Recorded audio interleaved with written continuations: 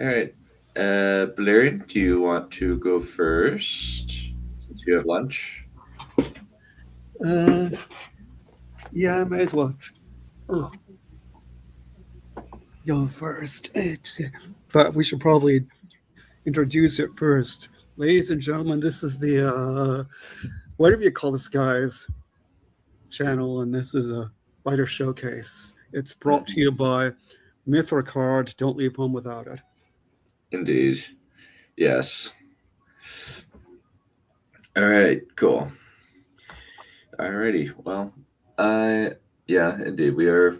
This is Lord Inquisitor Dunn. This is Commissar Carl, Count Valerian, um, and we're just going to be reading some chapters, and then we're going to get some. Going to get at some stories, right? Ed. All right, Cecilia. See, all right. I'm going to mute myself and let Valerian take over.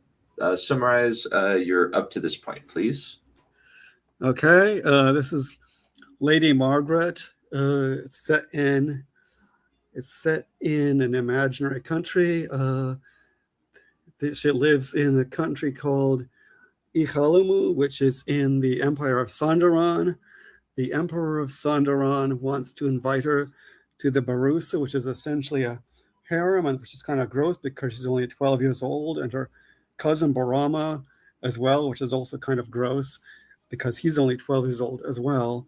And the emperor is a lustful tyrant and disgusting and revolting and sickening and horrible. We don't like him. So they're about to meet him. They're going to meet him coming up pretty shortly. So let me. I hope that was reasonably intelligible. Um, so now they're in the capital city. They're in the capital city of Tana, and they're on their way to the dreaded interview. So, despite their terror, they couldn't help marveling at the palace grounds. The botanical gardens were a maze made of flowering bushes with more plants than Margaret had ever seen, centered around a lofty conifer, the Baran tree. Next to the maze lay the artificial lake whereon the celebrated boat races were held. Along with concupiscence, boat racing, or rather gambling on it, was one of the leading aristocratic pastimes. Speaking of concupiscence, what were those people? Don't look, barked Pilamar. This really was a mistake, he thought. We'll be lucky to get out of this without grave harm to body or soul, or both. Margaret was thinking something similar, only more fraught. Something along the lines of, "Oh, Ishtaka, get me out of here." Barama adjusted his false goatee, trying to keep from lurching. Fortunately, as they exited the maze, they were momentarily distracted by the bird tower and menagerie.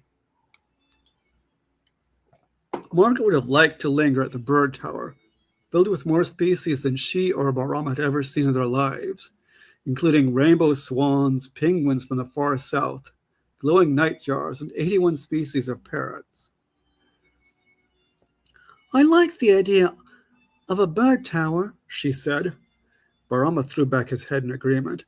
"Noble father, can we have one?" "Perhaps," said Pilamore. "For now we must follow our guide." Margaret and Barama trudged along reluctantly.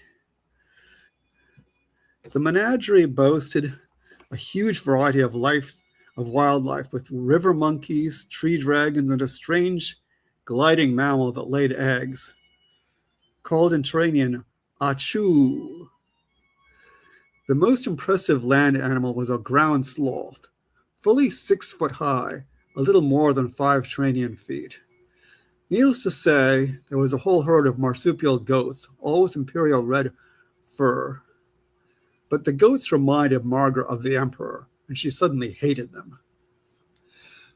As the visitors and their escort approached the Palace of the Universe, Agarata Ngarashama, a rectangle surmounted by 4 great towers and 8 lesser towers. Margaret and Barama felt like mice in the lair of a saber-toothed tiger.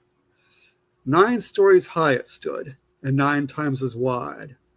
Never before had they seen the like of its facade of silver and gold and platinum, festooned with diamonds and rubies, forming a mosaic of adulatory pictures and verses. An enormous, albeit not very realistic, bust of the emperor glowered at them from the roof. Incomplete as it was, it terrified them. "We are now in the center of the abode of destiny," said Count Rama. Margaret's stomach was in her throat as Rama led her and her companions into the palace through the 8-fold gate. The ninth gate was still being added. Pilamar, Garawada, and Barama were required to leave their weapons behind, which Barama in particular was loath to do.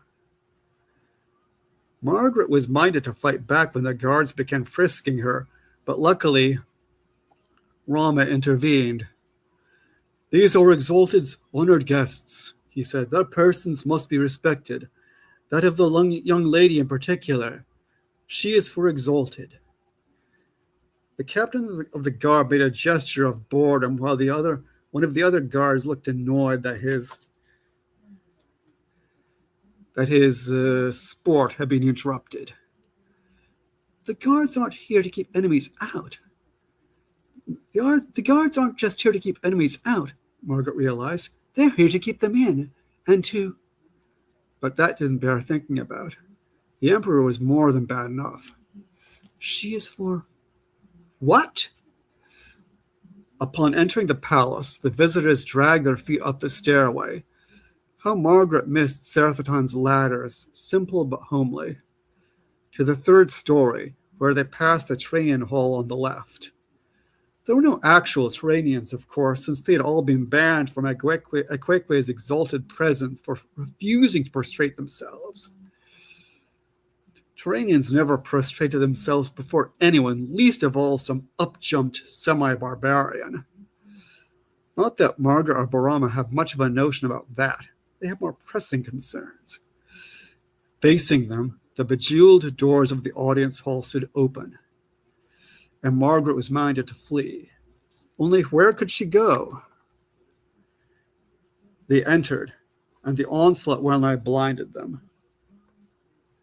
Never before had Margaret and Barama seen anything so magnificent, nor so depraved. Columns shaped like plants and animals there were, so cunningly wrought that they might have been real, save that they were of rare alabaster, with giant flaming torches. The visitors were astonished at the marble floor, whose tiles were inlaid with precious metals and stones, depicting a map of the world with Sondaran at the center. The hall had several levels, one for each rank, and the highest of all for the emperor. Each level below that of the imperial family had its troughs of precious materials, with cushions for the upper nobility. The troughs had been placed there in Shogun times, when courtiers had been expected to eat out of them. This practice had gone out of fashion after Sondaran attained independence, but the troughs remained. The bejeweled dome of the Imperial Audience Hall was of gold, silver, and platinum, and depicted the Shogun Emperor, somewhat clumsily reinvented as the god Nyaja, being worshipped by vast multitudes. Around these worshippers was painted the Trainian zodiac. From the ceiling, there hung an enneagonal chandelier that partially covered the Shogun poison kanwari. That's a flightless bird. The throne was enclosed in a golden jewel-encrusted box, wherein Exalted veiled his exaltedness and the reflected exaltedness of one or two Saranjis. He was in a restrained mood. The imperial government was often called exalted box rather as one talks of the throne. The sacred relics of Holy Malala Ama, who brought the way and the truth to Sundaram, were contained in a ruby and jade vessel atop the box. 3 courtiers to the right of the box chanted, "The Emperor." 3 to the left chanted, "Is glorious." And 3 prostrated themselves with their saranjis before the Emperor, who used them as a footstool when he wasn't in the box. Behind the Emperor was a mechanical singing bird who, supposedly, no distinct words could be made out, also praised exalted. The box, needless to say, was glorious, even if the noises that issued forth from it weren't. The sacred relics of Holy Malala Ama were not amused. Prince Mpu'u and the Imperial Yaji stood on the level immediately before the box, their faces undecipherable. On another occasion, the visitors might have enjoyed all this splendor more, although, like all empty glorification, it was tasteless, and what hints of beauty there were swallowed up in bombastic bathos. Pardon me a second. Sorry about that. Were swallowed up in bombastic bathos, which served merely as the backdrop for such debauchery as made Margaret feel faint, and Barama be sick. Attendants hastened to revive them and clean up after Barama's accident. "The court is worse than I remembered it," thought Pylamore. "What sort of a place is this for children, or indeed adults?" Garoda had a similar feeling. This is hell.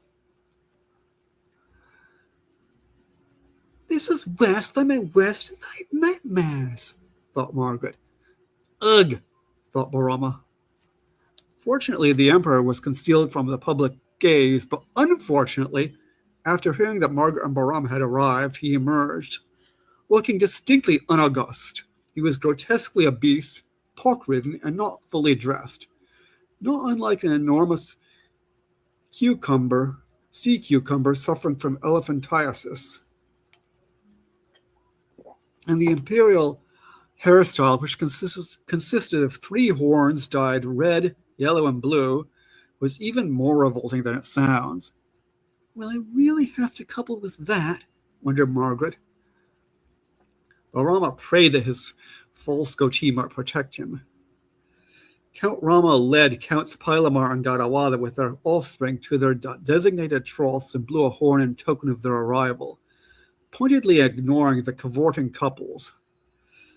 Or perhaps it wasn't pointed. Perhaps he just got used to the palace being an enormous bordello. He had more important matters to consider anyway, such as betting on the next boat race. Tiyaku, who was seated with the imperial family in her capacity of Saranji, whom the emperor was not at this moment patronizing, introduced the newcomers. She had become less arrogant after arriving at court, which she had found less enjoyable than she had anticipated, since the debauchery was more than a little too much. But she still felt certain that it must be the best place on earth, and considered herself childish for disliking the emperor's proclivities, which may be best described by saying that the Emperor Ekwekwe IV wasn't too fussy about how, with whom, or with what he coupled. Half a second.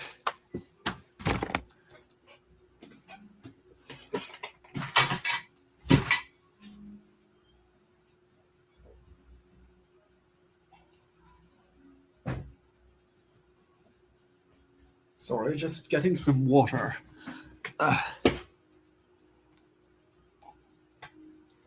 There we go. Putting all that out of her mind, she prostrated herself before the box. "May Exalted graciously deign to welcome my gracious uncle, Great One Count Marajobo Avikama," that is Pylamar of Ikhalamu, with his fair daughter, my noble cousin, the Lady Shirumbawaga, that is Margaret, and my gracious father. Bring them to exalted box now, interrupted Ekwekwe, and take off their clothes. Chiaku shuddered. Poor Margaret, poor Barama. Margaret lifted her head from her trough, trying not to look nauseous.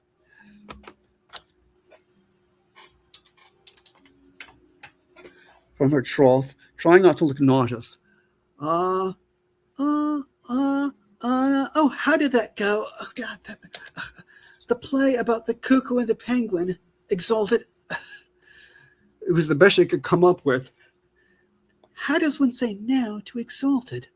As for Barama, he was making an heroic effort not to be sick again.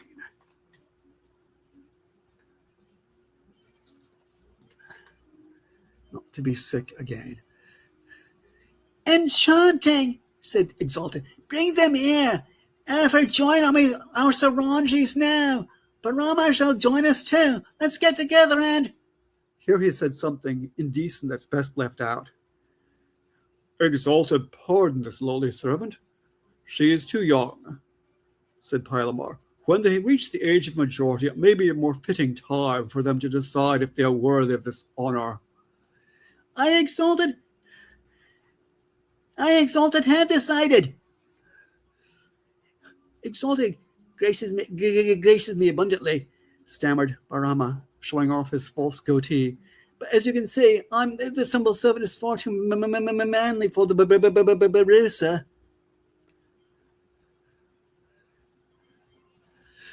Beautiful, exclaimed the Emperor. I want to kiss that false goatee now. I exalted. If exalted would allow, began Garawatha, but was interrupted by a loud and squeaky exalted, no!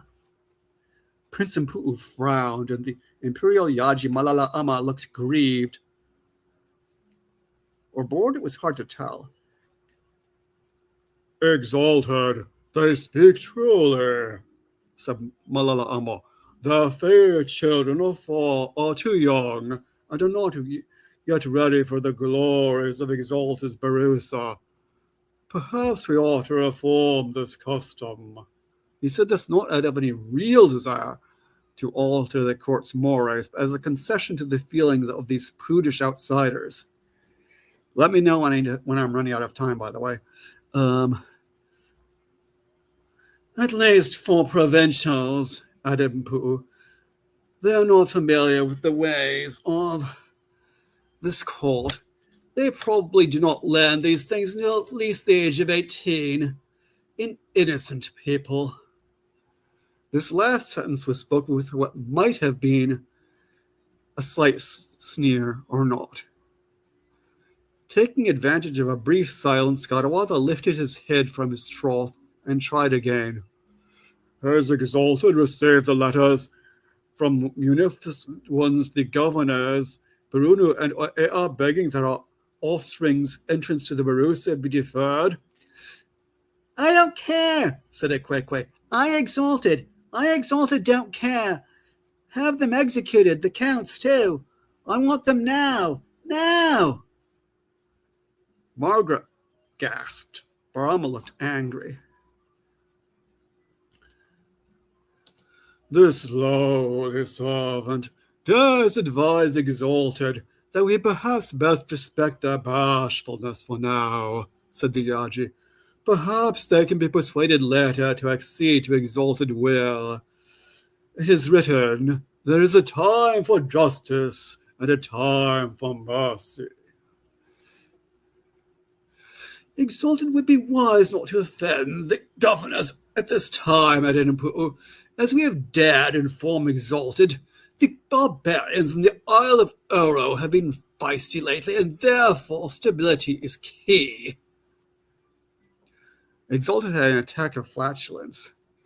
Boring, was otherwise his only response. The Yaji fingered his necklace anxiously. The Waramod counsels patience. Why doesn't Exalted amuse himself with the troop of Hukus that just arrived? Suggested Impu. Hukus are short-statured people from the far south beyond Terrania, and were considered highly exotic. Last month, wheezed the Emperor, but he was at least partially mollified. Very well, Exalted shall wait for now, but I, Exalted, will have my toys. Do not test Exalted patience. And to punctuate this last point, he returned forthwith to his box and resumed whatever he had been doing theretofore. Margaret seethed. Toys? Toys? He must never have me. Are we safe? Wondered Barama. Is he just going to let us go? And that will do for now.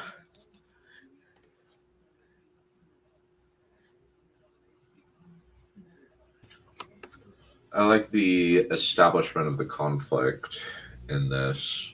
Like I know the story kind of because this is the second time reading through it, but it feels like you fleshed out the Quay a little bit more, and just the fact that he's kind of that despicable combination of Aegon the Fourth and Joffrey.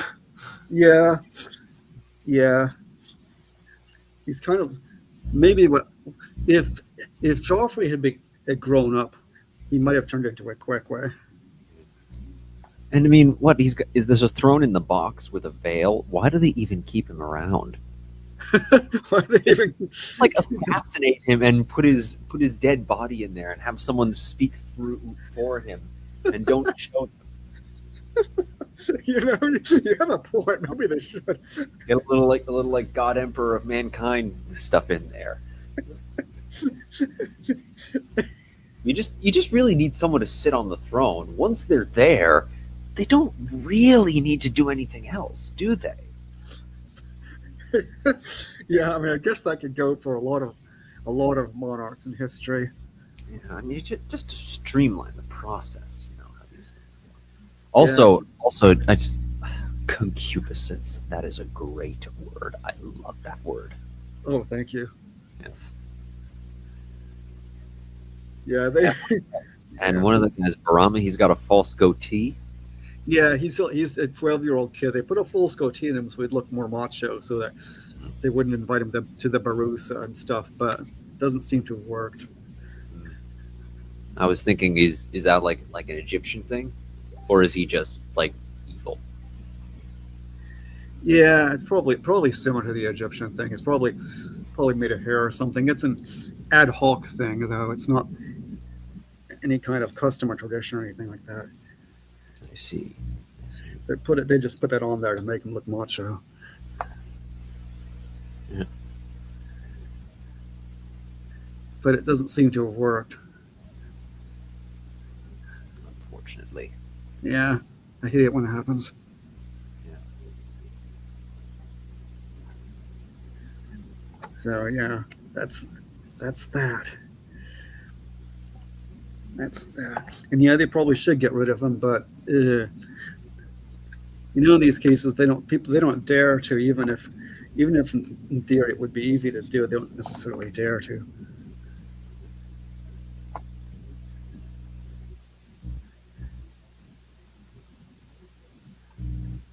At least not yet. I liked it. I liked it a lot. Oh, thank you. So, is this a gloriously triumphant moment? Do I get Yeah. golden idol? How old is Ikwekwe exactly? I think he's in his 50s. It's sort of, like I've pointed out before, it's sort of weird that he's even still alive. With his lifestyle, you'd expect him to have docked away long ago from some disgusting disease, but he's still at it. Okay. I was just curious because the way that he's written, he comes off as a little bit younger. He comes off like he's. I was thinking bratty teenager, but. Yeah. Well, He sounds like someone who has never been forced to grow out of his bratty teenager phase. So yeah, there's yeah. that. He never had to. He never had to grow up.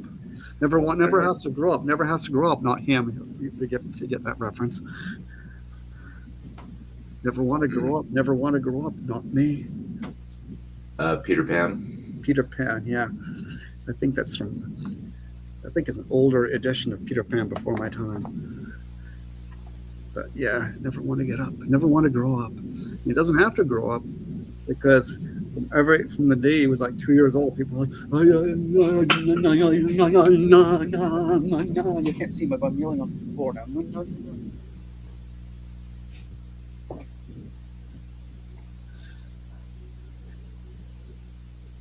You catch my drift. Okay.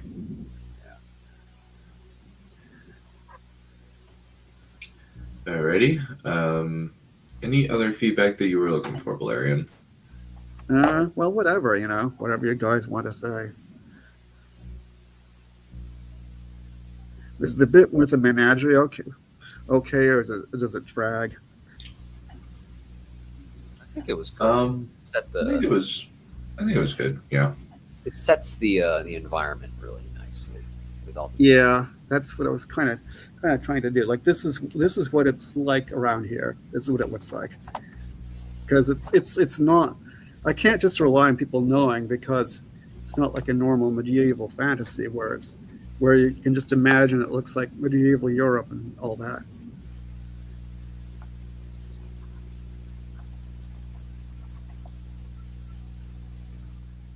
Like Earth, unless otherwise noted. Sorry? And sort of the assumption is it's like Earth unless otherwise noted. Yeah.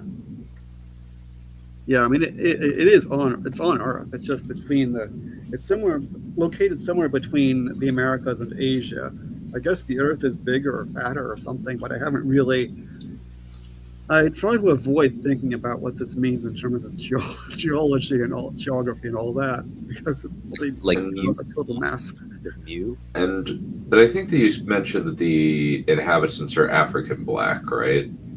Not necessarily. I think they're more like tan. If you want like African style black, you'd have to go farther south, like maybe in Chaga or Terania, there might be that level. But of course, they're not black in the sense of they didn't come recently from Africa. So we're talking more Latin American, Asian. Yeah, these guys probably look more Latin American or Asian or something. Okay. Yeah, you can. Yeah, just definitely. I think that just making sure to kind of like toss that in that they're kind of tan or olive skinned periodically. Yeah, every now and then I mention it, but yeah, maybe a little more often. Yeah. Yeah, that way kind of it sets you apart and kind of says no, they're not white European looking folks. Yeah. They kind of look maybe like Spanish or Hispanic, like Spanish or Hispanic, like over like the Dornish, I guess. Yeah, because of course they're nowhere near Europe, and white basically means European, and they haven't had contact with Europe yet. They won't have contact with Europe for another couple of centuries, so they wouldn't be white, and they wouldn't be black for the same reason. They haven't had contact with, even though their ancestors must presumably go back to Africa eventually. If you go back several millennia, they're not recently from Africa, so they're not black in that sense either. I don't know what specifically they are racially, but then I think they say race isn't real anyway, scientifically speaking. So, race is a vague categorization based on a vague collection of phenotypes that are prevalent within various human populations to greater or lesser degrees. Yeah. That's what people mean when they say race is a construct. Yeah. Like, I mean, if we were talking just from a genetic perspective, there is more genetic diversity between the populations of Ethiopia and the Kalahari Desert. There's more genetic diversity between those two population groups than in the entire rest of the human race. Cool. Yeah, interesting. Sounds about right.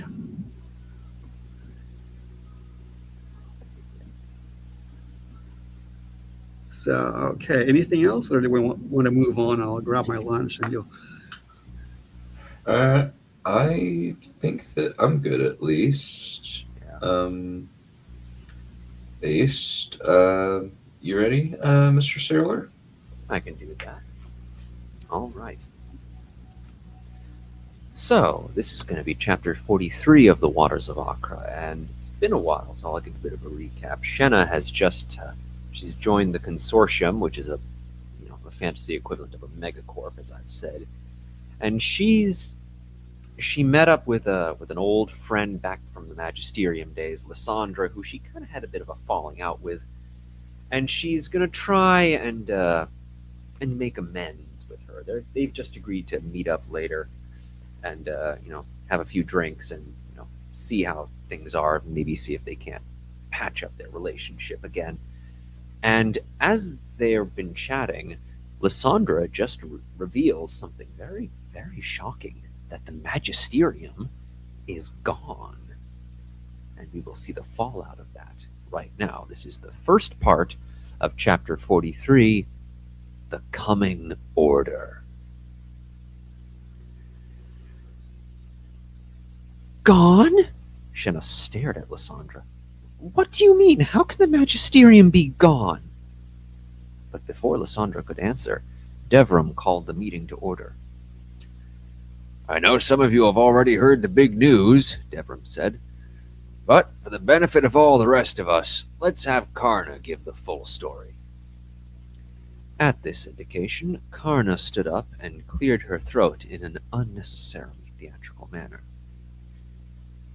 As I'm sure you are all aware by now, she began, the Magisterium has not been well for some time. The recent attempt to wring more compensation out of us for our use of magic is the most salient example, of course, but even I was unaware until recently of how deeply the rot had set in.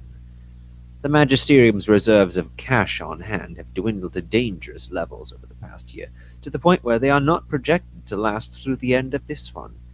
And despite this, no changes to address this shortcoming have been implemented or even proposed. And what is the origin of this mismanagement? Karna continued. It is found in the very nature of the Magisterium itself. Put simply, it has grown too large and too cumbersome to perform its appointed duties. They have taken upon themselves too many responsibilities to this city: banking, patrolling, canal clearing, walkway maintenance, educating the youth, charitable programs in Mudtown, and any number of other commitments of dubious real value. Shenna could hardly believe this was the same woman who had looked out across Akra with her and declared that there was no higher calling in life than that of the Magisterium. Most shocking of all, however, Karna went on, is a glaring lack of leadership at the highest levels. For the better part of a year have these financial worries been clearly piling up, yet few, if any, among the conclave have displayed the presence of mind to address them. I know not whether it is due to cowardice, greed, sloth, or the paralysis of endless debate, but it is this long inaction that has turned the slow-moving rot of years into an urgent and imminent crisis. In response to this situation, I was able to make common cause with several of my former colleagues. Karna lifted a hand to indicate the other black-robed figures sitting beside her. And with their assistance, I was able to impose a suitable solution upon the Magisterium. Namely, this. The organization shall be disbanded, and its constituent operations redistributed or sold off to meet their outstanding financial obligations. At this, a flurry of murmurs whirled through the meeting chamber, and Shenna noticed Angara whisper something to Devrim. I understand how an abrupt announcement like this might cause a measure of disquiet, Karna said. And so, to assuage any doubts and fears, Angara has generously invited you all to assemble tomorrow afternoon at her private estate, where we shall be holding a meeting to go over in greater detail the exact manner of the Magisterium's dissolution, and the disposition and apportionment of its constituent operations. I trust we shall be able to answer all pertinent questions to your satisfaction at this gathering. Her announcement made, Karna sat back down, her face glowing with wicked pride. "Thank you, Karna," Devram said. "Now, moving on to our next item." The meeting resumed its usual format. Project announcements and financial reports came and went, according to the typical rhythm that Shenna had come to expect. Devram announced the date of the first voyage of his box ship. His crews had already finished loading the initial delivery of finished cloth from the consortium's manufactories for shipment up the Red River, and were prepping space in their warehouses for the expected loads of wool and root vegetables for market. The Dynamo was to be upgraded in anticipation of greater demand, and Quarn, no longer Magister Quarn, but simply Quarn, would use the opportunity to familiarize himself with the concepts involved. In fact, Quarn and several other ex-magisters would shortly be joining the consortium itself, with Sebastian and Irval swiftly going over the business of their induction. Karna seemed only tepidly pleased by the thought of working with so many of her former colleagues. "Finally," Devram said before the meeting adjourned, "with Angara's permission, I believe it is time to make another announcement. As many of you have noticed, I have been handling more and more of the day-to-day management of the consortium over the past few months. I've discussed the matter with Angara for some time, and we have come to the agreement that this arrangement ought to be made permanent. Angara has therefore agreed to step down from her position and name me as her successor." Devram's announcement was met by cheers and applause and fervent congratulations, which Devram accepted with a gracious bow. Shenna remained silent at first, and timidly cast a glance towards Sebastian. The man was applauding politely with the rest of the assembly, his face set in its usual polite yet inscrutable smile. His eyes flickered to meet Shenna's, and she flinched from his gaze and quickly began applauding as well. With the meeting concluded, everyone slowly trickled out of the chamber once they had offered their personal congratulations to Devram and Angara. Even Shenna managed to force herself through the motions for appearance sake on her way out, though she could not bring herself to look either of them in the eye. Shenna spent the rest of the day at her workshop, though she managed to get very little actual work done. She did set the two duplicators to work at the oarsmen for Devram's next box ship, and then sat watching them work. By the time this new company was finished, it would no longer be Devram's box ship, just as how the Dynamo was no longer Hendrika's Dynamo. Elsewhere on Shenna's desk lay a set of schematics for an improved duplicator, a more stable and simple and elegant design, without all the shortcuts and clipped corners that Shenna had resorted to in order to get the first one up and running quickly. By day's end, the design still had not been touched. The next day's work was cut short to make time for the meeting. Come midday, Shenna was sitting upon Sebastian's pleasure barge, watching Angara's estate looming ever closer. She dismounted in silence and swiftly made her way through the press of people milling about at the docks, stopping only momentarily whenever she found herself ensnared by a greeting or introduction or some other social nicety. Once Shenna escaped the docks and reached the central enclosure, she noticed a large crowd of people milling about beside a small platform with a lectern at the center. That was likely where the meeting was to take place. Shenna quickly crossed to the courtyard to join the crowd, lingering at the edge while she waited for the day's business to commence. After standing about for a while, Shenna noticed Kalish in the crowd, and at once made to join her, like a shipwrecked passenger scrambling for a scrap of flotsam to stay afloat. "Ah, Shenna," Kalish said as soon as the two came within earshot. "It is being too much long since we were last seeing one another. I hope you have been doing well." "I'm managing well enough, given the circumstances," Shenna said. "What about you? How are those jewelry commissions going?" "Ugh, they are being a dreading for the bore," Kalish groaned. "I am having so many others of inventings that I am wanting to working upon, but these rich ladies, they are all wanting more and more their jewels. I am liking very much the money, of course, but the work itself is being the same, repeating every day. If there's repetitive work, I might be able to help, Shenna said. My undead constructs can handle things like that very easily. Kalish's brow furrowed in consideration for a moment. You know, that could actually be a very good idea. Let us two be discussing this tomorrow in my working shop. Of course, Shenna said. In time, a tall, gaunt-faced man in black magisterium robes ascended the platform and approached the lectern. Shenna didn't recognize him at first, but the sudden hush spreading over the crowd told her enough. The meeting was about to begin. Thank you all for joining us today to discuss the shape of the coming order, the man announced. And thanks as well to the Angara Consortium for generously affording us the use of this location. The man indicated to one side of the platform where Angara and Devram stood watching, and a small round of polite applause wafted across the crowd. Hendrika's body was by now withered almost completely beyond recognition. She inclined her head slightly and raised a hand to accept the applause. Shenna half expected that hand to drop off her arm like a rotten tree branch. Devram, by contrast, met the ovation with a smile and a deep bow.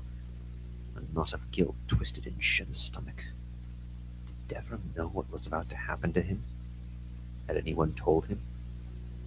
Should I tell him?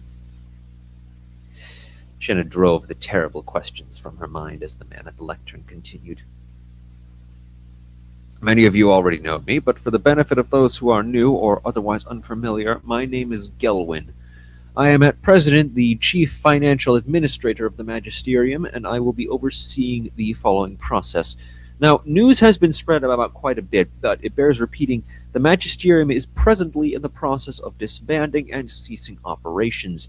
This will, of course, entail major changes to those services and institutions throughout Akra presently administered by the Magisterium, and it is these changes that we have assembled here to discuss.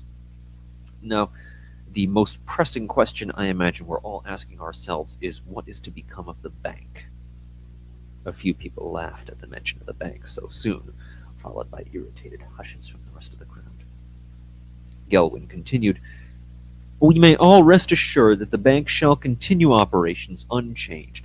The institution was founded independently of the Magisterium, and it shall be independent once again. At this, several people began trickling out of the crowd and back to the docks. Evidently, that was the only thing that mattered to them. The Patrol Group is another such institution that predates the Magisterium, Gelwin continued. They too shall operate independently once again. However, as they have no built-in source of revenue, they shall negotiate a reasonable fee for their service with each city ward. City ward? Shenna had never heard of such a thing before. What's a ward? She whispered to Kalish. Kalish shrugged. I am not knowing this. It's a neighborhood council with authority to raise funds and levy taxes, said a familiar voice beside Shenna. Usually about 8 or 9 blocks. Shenna jumped and turned her head. How long have you been standing there, Kieran? Only a little while, Kieran shrugged. He was still wearing the same gray magisterium robes that he had worn since joining up with the bank. You were having a conversation earlier. I've learned it's not polite to interrupt things like that. As for the Magisterium's educational facilities, Gelwin continued, these too shall remain in operation, including the library and the Moonspire. Now, of course, we shall be implementing significant changes to make the enterprise self-sufficient. Tuition costs shall be increased significantly, combined with a reduction in the number of students accepted and a cessation of student stipends. In addition, the Moonspire shall reduce operations to a level that shall only be necessary to cover the magic usage of the grounds and the student body, and the curriculum shall be adjusted away from abstract principles in favor of skills more practical for young professionals. This, however, concludes the list of services that shall remain more or less unchanged, Gelwin said. Now we come to the assets to be sold at auction to meet the Magisterium's outstanding financial obligations. These include facilities for canal clearing and ice removal, building and walk path maintenance, mining operations in Sparks Valley, the farm in Grist Mill and Broad Creek, the Blue Valley logging range, the Stone River Quarry and Brickworks, the 24 barges fitted for bulk hauling, and a number of other small operations. As said before, these assets shall be sold at auction by share. A number of hands immediately burst forth from the crowd, as well as some voices with urgent questions, but Gelwin calmed the crowd with a raised hand. The precise schedule of these auctions is as follows. Shenna took out a notebook and a pen and took down the schedule as it was announced. Some of the auctions were to take place that very day, including the Sparks Valley mines, the quarry and brickworks, the canal clearing operations, and the bulk hauling barges. Others, such as the Blue Valley logging range and building and walkway maintenance, would follow in the coming weeks. The Broad Creek farm and grist mill would wait for a few months until the summer harvest came in. Ice removal would not be considered until the coming autumn. Finally, there are those enterprises which unfortunately must cease operations entirely, Gelwin continued. Included among these are charitable support for the elderly and infirm, food vendors selling to the poor below cost, sponsored medical services to the indigent. As Gelwin ran down the list of services to be shut down, several people in the crowd called out, "Hear, hear!" or "Good riddance!" and various other shouts of approval. For her own part, Shenna had no idea just how much the Magisterium did for the poor in Accra, all of which was now going to be left undone. This concludes the main substance of the announcement, Gelwin continued. Are there any questions so far? A few hands shot up, as well as a few frantically shouted questions, which Gelwin ignored in favor of the raised hands. Several questions were requests to reschedule the auctions taking place later that day, all of which Gelwin declined. One or two other people wanted to know exactly when the proposed changes would take effect. Gelwin reported that details like that were being left up to the discretion of the individual department directors. One or two questions were related to the mechanics of the auction process. Gelwin assured them that such questions would be answered when the auctions themselves were held. Are there any more questions before we adjourn? Gelwin asked. Shenna timidly raised her hand. About the programs that are going to be discontinued, the charitable enterprises for the poor and the less fortunate, have there been any offers to provide funds to allow them to continue operating? 100 pair of eyes stared at Shenna, some in confusion, some in pity, some in open disgust. Even Gelwin himself seemed flummoxed by the question. I'm not aware of any such undertaking at the moment, he said at length. In any case, if that is all, then we shall adjourn. The Ungara Consortium has generously provided food and refreshment in the banquet hall. We shall reconvene in 1 hour to begin the first auction. The crowd slowly dispersed to begin the long, slow process of cycling through the banquet hall. Shenna walked beside Kalish, with Kieran trooping after them. I am being very much interested for these auctionings, Kalish said. So many of rich opportunities. I agree, said Shenna. Though I wish I'd thought ahead and brought some more money. I've only a small bit of spending cash on my person at the moment. Don't worry about money right now, Kieran said. I've attended several auctions of this nature. The funds typically aren't exchanged right away. Oh, that's good to know, Shenna said. And of course, if you feel like making a significant investment, I can help you with a direct bank transfer, Kieran added. I would appreciate that very much. Thank you, Shenna said. What are you thinking of bidding on? The mine, of course, Kieran said quickly. I imagine most of the people here are looking to get in on it. I'm also interested in the quarry and the brickworks, as well as a few other items in the later auctions. The farm and grist mill and the logging range are particularly tempting. I'll probably make a bid for the canal clearing operations, Shenna said. That seems like a sound, steady enterprise, and of critical importance to Accra as well. And with any luck, I'll be able to prevent the entire operation from being given over to undead construct labor. I think I will also be to bid for the mines, said Kalish. Many of my inventings will be using materials from these mines, and besides this, it may prove a profitable investing. If you're interested in investing, Kieran can help, Shanna offered. He's been doing great work managing my assets. I'm sure he can do the same for you. I am not having an accounting with the bank, Kalish said. I would still be open to assisting with your investments, Kieran offered. An account with the bank isn't strictly necessary. I am appreciating the offering, Kalish said firmly, but I am not being interested at this time. Very well, Kieran nodded, and the conversation moved on. I think we'll stop there for this week.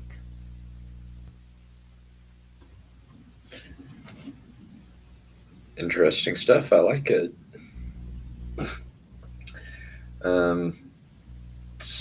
Would you say that we're kind of reaching kind of like the the midpoint? I was thinking the climax, but I guess we're into the midpoint where it's starting to have weird things where we're starting to have significant things happen. Oh, yeah, significant things are starting to happen. Yeah. There's, yeah, it's definitely halfway through the second part. Yeah, I mean, things started getting significant at least when the Angara thing munched on that lady. Very eldritch horror. Yes. Yeah, and now we're getting the end of the magisterium, which is being auctioned off to various capitalists, as I understand it. Yeah. It's basically the in-universe equivalent of the breakup of the Soviet Union, with all the component state-owned enterprises being auctioned off for pennies on the dollar, or kopecks on the ruble. Yeah, and they don't need the charitable organization. They don't need that because if someone's too poor, they can just kill them off and turn them into a zombie construct unit. I mean, why don't the poor people just buy more money? Yeah, it's on them, really. But we see, of course, a little cognitive dissonance in there, because Shenna offers to use her zombies to help Kalish, but she's also trying to keep the zombies from taking over other people's labor. So, what's really the difference between the two? Why is one okay and not the other? Are we in slippery slope territory? Well, we'll see. Let's see. So, I'm guessing this Debrin guy is eventually going to get munched on too. Oh yeah. Imminently.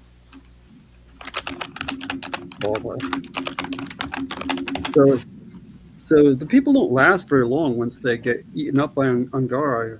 Angara tosses them away pretty quick. Yeah. Those bodies get burned out pretty quickly. Annoying. I hate it when that happens. Mm-hmm. Yeah, what can you do? Life be like that sometimes. Yeah.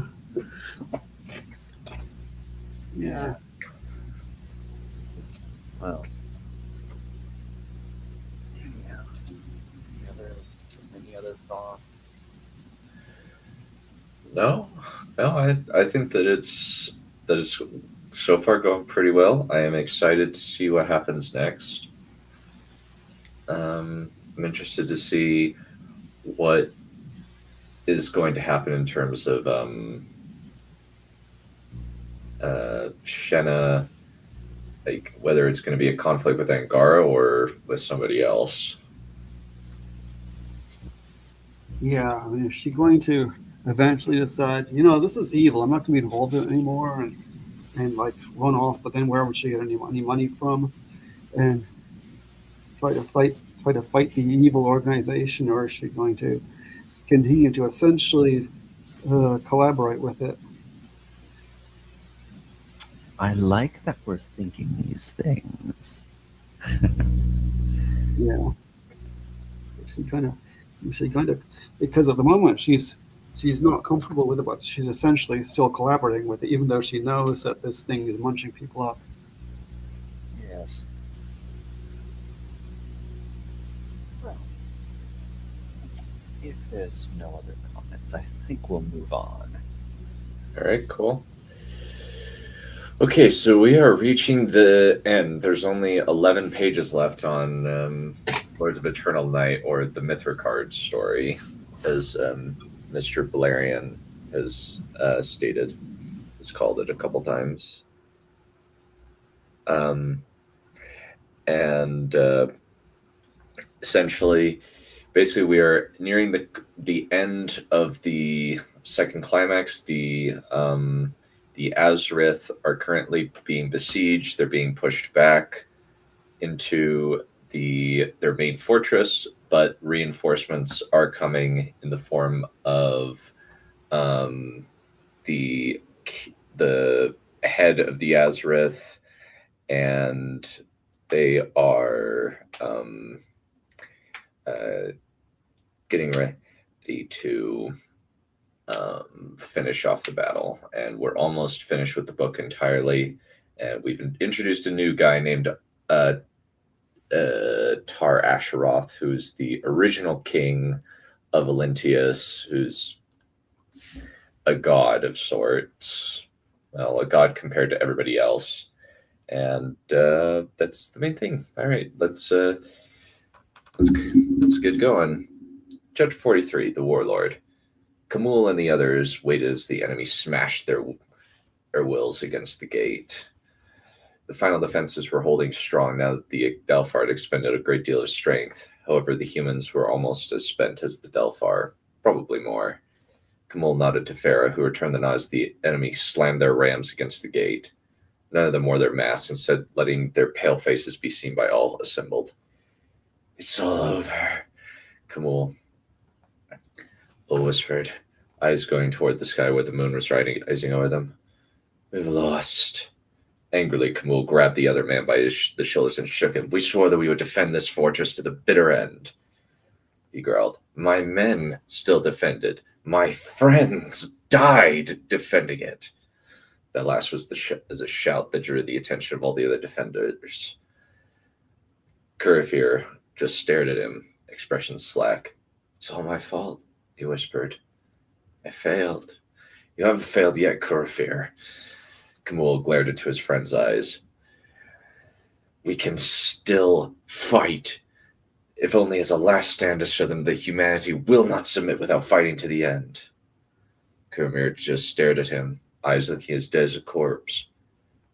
"It is over." Sighing, Khamûl reached his friend. "Then it seems—" "Look!" Farah exclaimed and pointed a finger toward the opening of the dark mouth. "There's a fire in the distance." "Fire?" Curfear turned, frowning in confusion. Then his face went slack. "It can't be," he whispered. Khamûl followed the pointing finger. Instantly he paused, unable to keep his mouth from dropping. "That is no normal fire," he whispered. Black and red flames had burst along the forest beyond the dark mouth, and it was spreading toward the Shi across the plain. "Is this friend or foe?" He turned toward Farah. "Friend!" Farah drew her sword. "Men of Olyntius! Lord Tar Asheroth has returned!" As soon as they heard the name, the men of Olyntius rose to their feet and rushed to the walls, murmurs of "Tar Asheroth! Is it really him? He's returned! Lord Tar Asheroth!"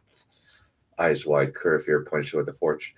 "Look, I see a rider on a black horse. The Delphar." "A lone rider," Khamûl frowned. "Who is this?" "The one who gave us Olyntius." Curfear drew his sword as the lone rider rushed toward the Delphar. "Tar Asheroth!" A loud roar like 1,000 lions blasted across the battlefield. There's a wave of flame struck the mouth of the cavern and started spreading like a forest fire through the back ranks of the Delphar. For a moment, it raged among them, consuming anybody that got in its path. However, it halted, meeting a barrier of writhing blue energy. Kumal stared in amazement. One man did that? He asked. He's not a man, at least not a mortal man. Kurafir remarked as the fire parted to reveal a huge army of the twisted monsters that had once been the population of Olynthius charging into the Delphar. This time there was no escape. Roaring and snarling, the army of monsters crashed into the Delphar. 3 figures at their head, a tall man in dark red and midnight armor on a large black horse, flanked by 2 black-robed and armored-figured, one with a spiked crown built into his helm. Father and Imaris! Farah waved her sword as the enemy abruptly redoubled their attempts to get over the walls. The enemy is trying to break through! Everyone to the walls! Chapter 44, The High King. Arterazon unleashed his full might on the Delphar. Weapons and armor shattered, poisonous fumes washing over any of the Delphar unfortunate enough to cross his path. As he sent out his power, Arterazon's sword swung again and again, striking down Delphar after Delphar. Imaris' poison dart, Izan Shah, now shot out in all directions, piercing through armor and causing the immortals to double over and retch, their stomachs liquefying in moments. The Fomori hacked through the enemy ranks with their large swords and axes, a few with wicked halberds charging into the broken enemy and cutting them to pieces. However, even with the large army surrounding him, the one who did the greatest damage was Tar Asheroth.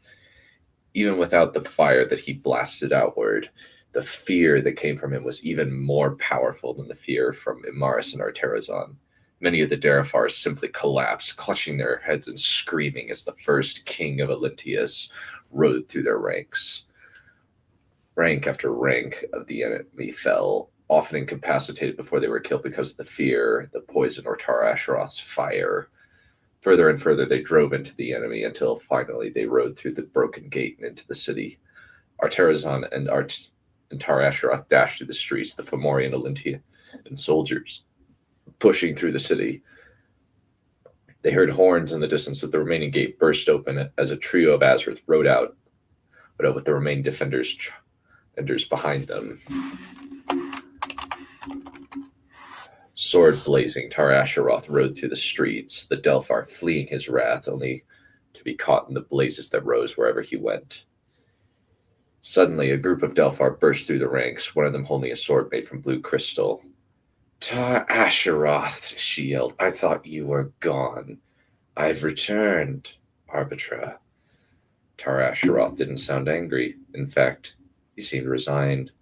It was unwise to come here. I spared you and the other children all those years ago because I didn't think a child should suffer for the wrongs committed by their elders. You destroyed an entire city. Arbitra pointed her sword at him. You killed my parents, my brothers, and my aunts. You burned my wife alive because she was my wife. Tar Asheroth's voice was filled with a horrible pain. She came there in good faith, trying to make peace between humans and Delphar, and you killed her. The whole city watched her burn. They cheered it. I saw it when I broke the minds of the people who did it. I spared you and the others because you had nothing to do with it. What does it matter that everything and everyone I loved was taken from me? Arbitra demanded. My family dead, my home turned to ash, all of it gone. I killed only the guilty, Arbitra, Tar Asheroth said flatly. And now that you've brought war to my people, I cannot let that stand. Arbitra narrowed her eyes. Very well. Then let us end this. She advanced toward Tar Asheroth. Let's fight. You and I to the death. That way at least some of my people will survive. Tar Asheroth slowly raised his sword, the bright black and red blade igniting into flames. Before he could speak,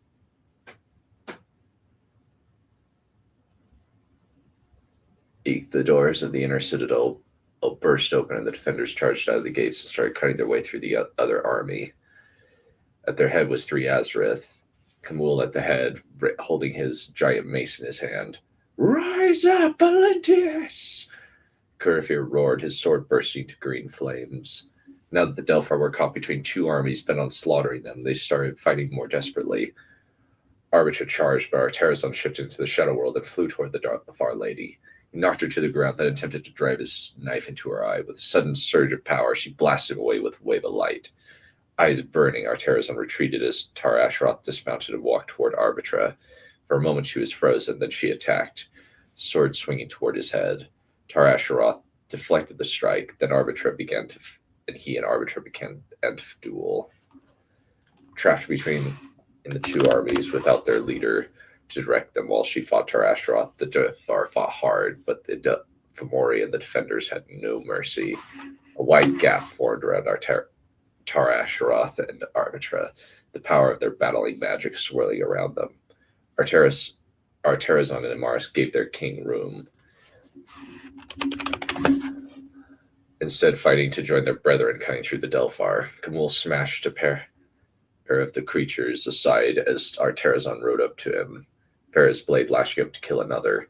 "Well met," Khamul called and rode up beside Arterazon, the rest of his army moving into the streets. "I'm impressed that you managed to hold out so long against such odds." Arterazon clasped the other Azareth's arm. "Come, let us avenge those who have fallen on today. I will ride with you, my king." Khamul turned and slammed his mace into a Delphar warrior's head, turning it to a bloody pulp. And we'll call it that good for today. Ooh, this is the final battle then. Yeah, we are almost finished. There's only 7 pages left. Then You're gonna start writing a new one, aren't you? I'm gonna start writing. I've started a little bit of work on a book called the Calaveras Codex. It's basically my own kind of a space marine, Warhammer 40k Space Marine-esque book. Since I really just got a kick out of playing Dawn of War and then Space Marine 2. So I've done a few things in it. I've mostly just kind of written across a long timeline. But yeah, I need to get working on it. Mostly I've been writing for a YouTube channel called The Three-Eyed Theorist. I just write a bunch of scripts for them. It's actually been really good practice because I usually try to write about 3,000 to 4,000 words a day, just to keep up with the demands. Yeah. And his mace crashed the chap's head into a pulp. And we'll be back. Next bet, same bet time, same bet channel. That works. Yeah. So, remind me who this Tar Asheroth chap is again. So he showed up at the in the couple of chapters ago. I actually retroactively. So here's kind of the funny thing. I actually was writing I had an idea and I just started writing book 3 of this series just arbitrarily, because I was like, oh, I've got an interesting idea for this. Taking some mild inspiration from Infinity Blade. And I was just thinking, ooh, I like this idea of kind of this, like an immortal god, being kind of losing his memories and becoming semi-human, inhabiting the body of a human. and having to kind of slowly recover his powers. So powers and skills and all that. But then I was like, oh, I should probably set him up in the earlier bit since he's a bad guy. Well, ostensibly a bad guy. He's kind of one of those. He's the best of the bad people. Let's say that. But there's going to be some reveals about what exactly happened with his wife. It's kind of a Dracula in Castlevania type deal, but with a bit of land fear from Wheel of Time thrown into the mix with him and Mithriqard. He's married to Mithriqal. No, Mithriqal wants him, but he fell in love with a Delphar woman, and she got really jealous. Really jealous. I could see that. Hmm. Yeah. And the problem is he hasn't forgotten about his wife ever. And that just drives Mithriqar all nuts. Because she went through all this trouble to kill his wife and spark a war with the Delphar since she hated the Delphar. And yet our Tar Asheroth, or Ash, still doesn't